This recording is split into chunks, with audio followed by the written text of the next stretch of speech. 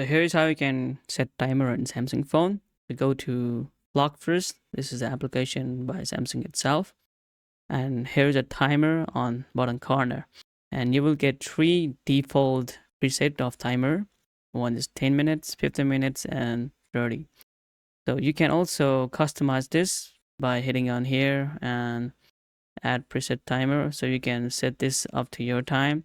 You can also delete this time as well if you wanted to. So just hold on and you can delete them. Or also you can edit this a timer as well by hitting on edit button, and you can edit them as well. Now you can simply start the timer by hitting on start, and it's that simple. And if you wanted to hit another timer, tap on plus and choose the time that you wanted to hit the timer. Let's say 40 minutes, and there you go. To see all the time, you tap on this three burger icon, and then you can see it's going on right now. And it's that simple to set timer on Samsung phone just like this.